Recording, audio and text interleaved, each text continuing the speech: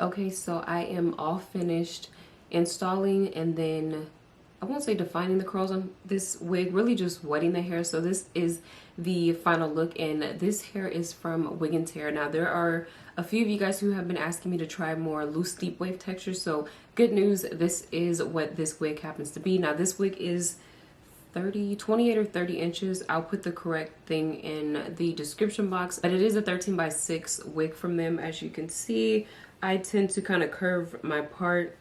You could go back just a tiny bit more, but I just like to kind of stop it here and then curve it a little bit.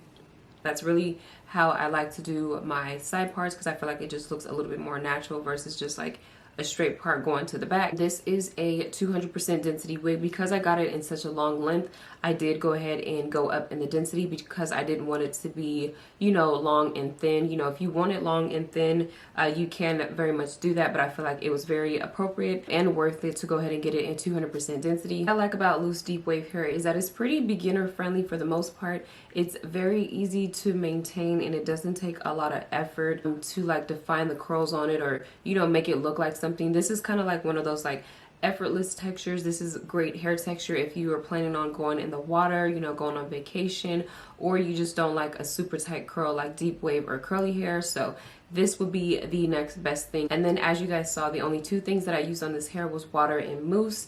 I wouldn't go too heavy with like creams or products that you would use on actual like curly hair, because this hair is very lightweight. It doesn't really need all that, because all that's going to do is just kind of wear the hair down. What else can I say about this particular hair texture? It's super easy to tangle, and this hair is so soft. Like, you know how sometimes hair just feels like hair? Like, this hair really doesn't feel like anything. Like, this is probably like the most softest, you know, curly hair texture that I've ever had. It's very lightweight. It's not like too heavy on my head or anything like that. And then on to the frontal, or the lace front. That's what I want to dial in on for just a second. So here is my issue with these 13x6 lace front wigs.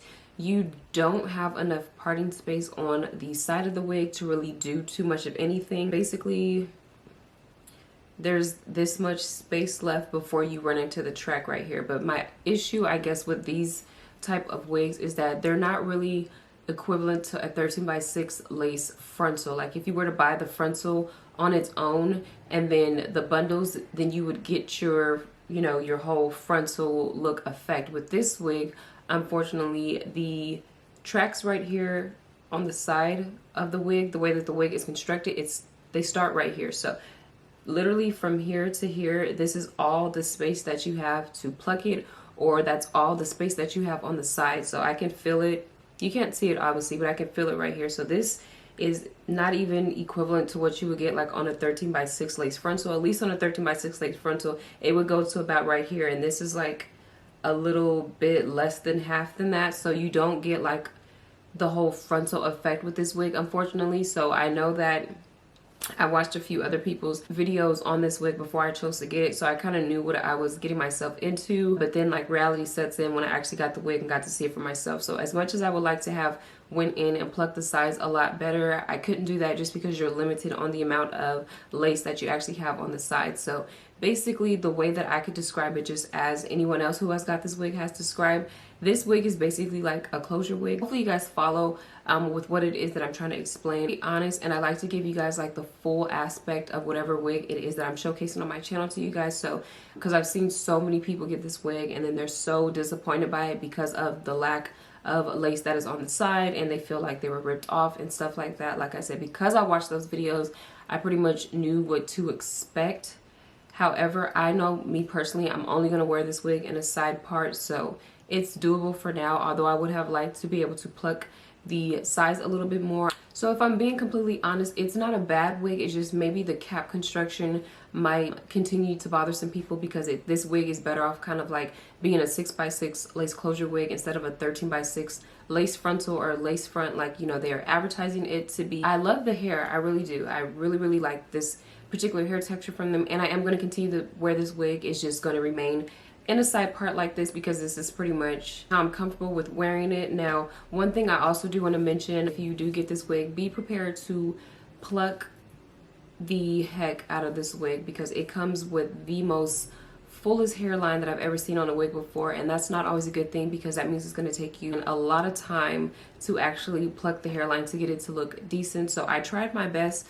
I'm not gonna lie, after a while I just got tired of it, because if you guys would have seen like how this wig looked when it first came, the hairline really was at the edge of the lace. It's so dense, it's so bulky. If you choose to wear it like that, I mean, that's cool, that's on you, but you're gonna have to pluck it, and you're gonna have to pluck it a lot just to get it to even look decent.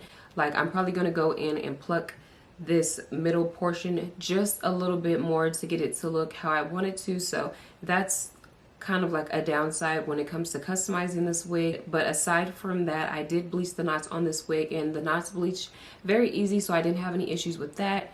That's pretty much all that I did. I don't really dye like my curly hair textures jet black. I pretty much just leave it alone. It might be appearing really dark on camera, but this is the natural color of the hair, the natural brown color that all hair normally. Okay, so with that being said, I feel like I pretty much covered everything that I wanted you guys to know. Hopefully you guys appreciate this video. Hopefully if you've had any, you know, doubts or reservations about this wig, hopefully I was able to clear up some of the issues and highlight some of the good things about this wig. If you do find yourself being interested still, I will pop the link down below in my description box for you guys, as well as like the specs of the hair and all that good stuff. So if you guys have any questions, please don't hesitate to ask. I will get back to you as soon as possible. As always, thank you guys so much for watching, and I'll see you guys next time.